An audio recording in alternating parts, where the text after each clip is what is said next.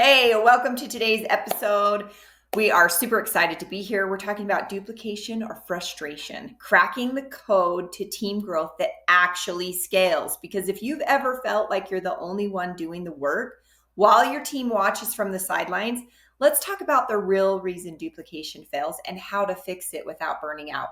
My name is Brendy Shaver, and I am joined here with Fran Lobsher, and we are founders of Beach Boss Influencers, and we're excited about this topic.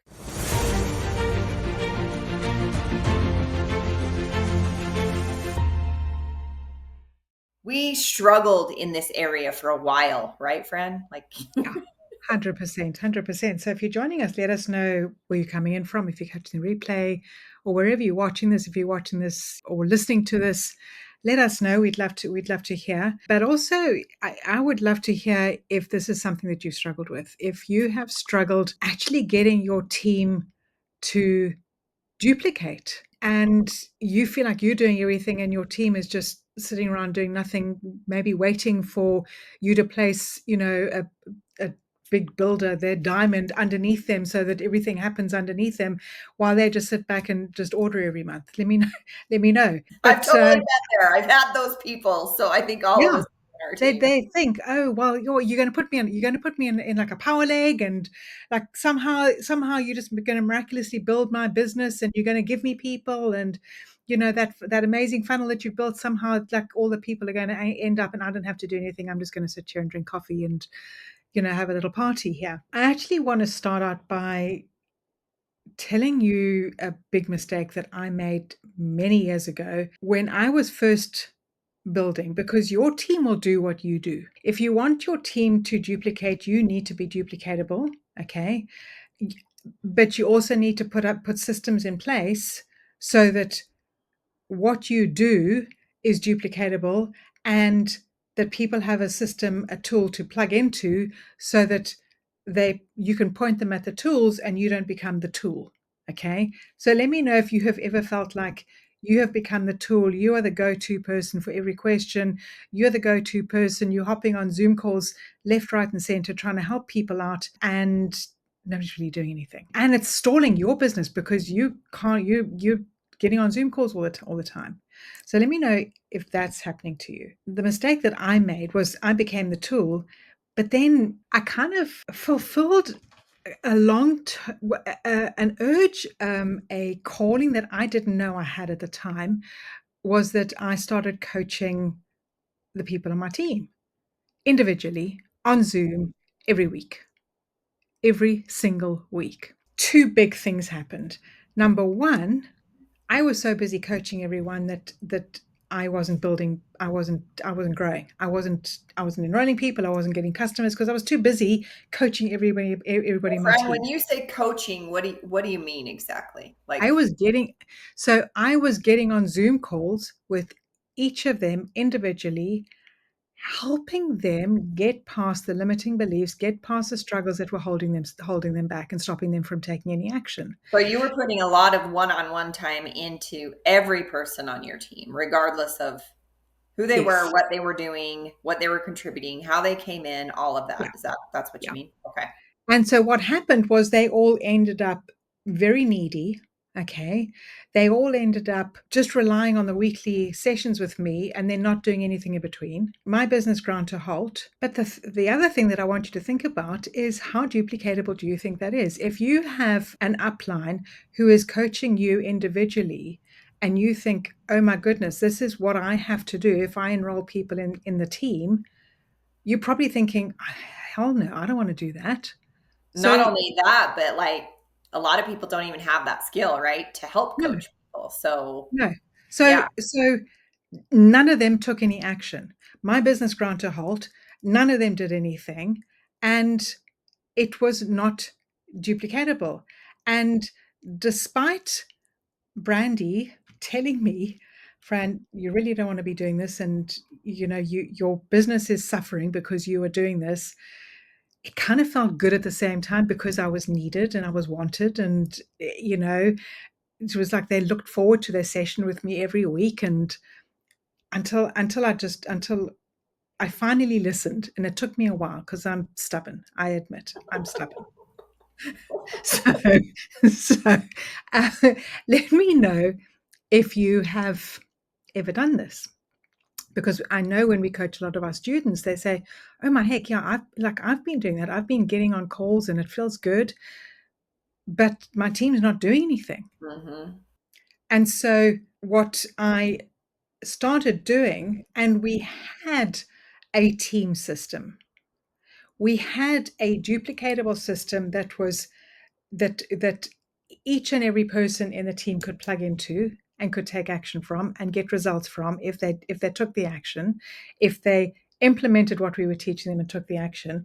And so what I learned was I needed to let those people go. I needed to focus on the people who actually deserved my time, the people who were actually taking action, the people who were actually going through our system and taking the action and doing things and getting customers and getting into conversations with people and, plugging people into the enrollment funnel and getting people on calls instead of hoping and praying that all those people that had prayed and cried about their why 7 times that day, praying that, I really need this to work. I really need this to work. I really need this to work, and my why is so big, it makes me cry every day. And yet they still do nothing. Mm-hmm. They still do nothing. Yeah, And let us so, know in the chat if you've had yeah, team members like this, or maybe you've been the team member like this, right? yeah, Like where yeah, you expect your upline to basically put you on their back and carry you to success. yeah, Like that isn't how this works, right? And Fran just named the needers, the wanters, and the deservers. And then I would also say, then there's the monkeys on your back, yeah, right? Like there's the four ones. Now, the monkeys on your back are the ones that just want you to carry them to success. They don't want to yeah, do anything. They will show up to stuff sometimes and they cry a lot about all the things, but they're not willing to do anything. They're victim mentality, right? I can't do yeah, this. I don't have enough time. yeah, I've got a job. I've got kids. There's all these reasons, right? Then there's the needers. They need this. They need. They're going to lose their house. They're going to do this. They're going to like whatever, right? They need it. But again, they do nothing. yeah, Then there's the wanters. Now they want it, right? They probably want it more than you do for themselves, more than you do, which is really good because as leaders in network marketer, as network marketers, sometimes we want it for them more than they want it for themselves, which wanters want it real bad. But again, they don't do a ton. They just kind of, willy-nilly it and a lot of excuses, a lot of different things that happens. And then there's the deservers, right? Those are the people that are taking action. They're doing the do. They're asking the questions. They're calling you instead of you calling them. I think that's probably the most, they're chasing you. Yeah, yeah, the biggest, like, the biggest aha for me is that they wanted my time, energy, and effort, right? And they were coming to me for it. It wasn't me hunting them down, right? So those are the four people. Now, listen, we don't sit with the sitters. That's the problem that ends up happening. And that's what happened with Fran, right? Like she's yeah, wanting it so much more for them than they're wanting it for themselves. And so she's willing to give her time, energy, and attention to this person, even though they refuse to do anything, right? And Fran bought into their stories, bought into their excuses, bought into the she can save them. And listen, the reason I knew that and the reason that I was telling Fran, stop doing this is because guess who had done it before her, right? We call this management mode. That's another word we call it in the industry. This is when you stop building your own business, which means you're not bringing in personal recruits. You're not, bringing in any new business as customers, right? Getting new customers. You basically stop building your business and you start building everyone else's in your team's business, which seems like a really good idea, right? Because you've heard if you help enough people get what they want, then you get what you want. So sometimes we can take that and go, oh, if I just take Fran and go build her business, which I did this with Carrie, by the way, that's how I know doesn't work. I went with Carrie, right? And I taught her all the things. I took her out. I taught her how to cold prospect. I took her out and I taught her how to do the meetings. And of course, she was not just a needer or a wanter, right? She definitely was a deserver. However, she didn't have the things that we need to get the duplication going on, right? That's how I know it didn't work to just breastfeed my team. what they learn from, and it's the same with kids, same with, coworkers, same with anybody. They learn by watching you. They're going to do what you do, not do what you say, right? Like, Yeah. You it's lead by totally, example. yeah. And the other piece of that is your team is only going to do about 20 to 40% of what you do, right? So if you're only doing, I don't know, an hour a day in your business, you can plan on that your teammates are probably only doing 20 minutes, right? Yeah. Like that's the bottom line of how it works, right? So when Fran talks about this system, this is probably one of the main things that most network marketers don't have. And let us know if you're like, there's two things. You can be terrified to enroll people in your team. And even if you're a leader, right, you've built a team and maybe it's fallen apart. Maybe you're in the middle of a huge run. You're getting closer to that, next rank. You're moving forward, all the things. But really what ends up happening is you just get to where you stop pushing the leadership down and you started doing everything for everyone because it's actually easier, right? Instead of teaching Fran how to do it, or instead of showing Fran how to do it, it's easier to just go do it for her, right? And now she's going to learn part of it. But if I do that, if I'm always catching Fran, always catching Fran, always catching Fran, guess what Fran expects? Go build my business, right? I'll be over here. Thanks for the check. I'm going to be at the pool. And that's really what we don't want to end up happening. And so what you're missing, what you might be missing in your business is a system where you have tools to point at. So right now you are the tool, which is what Fran was saying, right? She's breastfeeding the team. The other piece of this, so there's those that don't have a system, that don't want to enroll because they're terrified. I don't know how to help Fran. And then there's the other people that are like, I don't want to enroll anyone because she's not going to get success with what I have available with the tools because you're in the same boat as her, right? You're seeing the holes. And so it's important to put something in play if your upline, if your team, if your company doesn't have what you need to be the tool, right, Fran? 100%.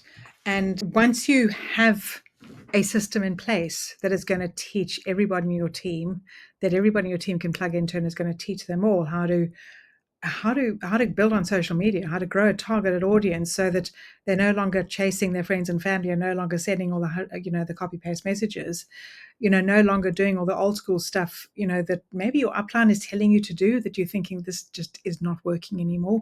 This I can't do this anymore. It teaches you how to build genuine relationships so that you can promote your product, so you can promote your opportunity, so you can grow without being that salesy weirdo. And when you have the system in place, it makes you the most attractive leader ever, because people will want to join you because they think, okay, there's a system in place that is working, that is duplicating, that I can plug into, and that I can plug my people into, so that I can carry on growing my business and I don't have to teach anyone, because there's a system that is in place to teach everyone how to grow their business, so that everyone gets results, and it gives you that freedom to carry on doing what you want, what you love doing, growing a business and developing leaders, because it also will identify the your future leaders. It'll identify, as you go down into your business and you taproot down, it identifies those people who are taking action, identifies those people who are enrolling people. Those are the people that you want to work with, those deservers. And it may be, way down in your downline, that you suddenly you see, oh my goodness, this person is on fire. They deserve my attention, they deserve my time. I love that when you talk about a system that's like people all plug into, it's the same Yeah. thing. So Fran's the top of the team, right? She's built the system, built all the training. The people that are coming in, 400 levels underneath her are getting the same training that she did for her very own personal recruit, right? So instead of having all these break-offs of everybody building their own system, Fran's created complete duplication throughout her entire team because she built it for them. Does that make sense? So if she has a huge leader come in underneath her, and they obviously, if that's going to happen, they love how Fran's building, they love what she's doing, they love the company, they love the products, then you've just taken all of the guesswork out for that new leader, and all they have to do is go build. They throw people into the team, and that team is getting trained at the same time. That's how you collapse time, and that's how you build a massive team quickly. Fran, there's going to be a link right with this video. If you guys need more on Yeah. how to build on social media, how to figure this out, how to build systems, grab the link that's going to be with this video. It's going to be incredible. It's going to help you figure out what to be doing on social media, in what order to make sales, get new teammates, and get you a system going on for your team. So Yeah. with that, we'll see you on the next episode. Bye, everyone. Thanks for joining us.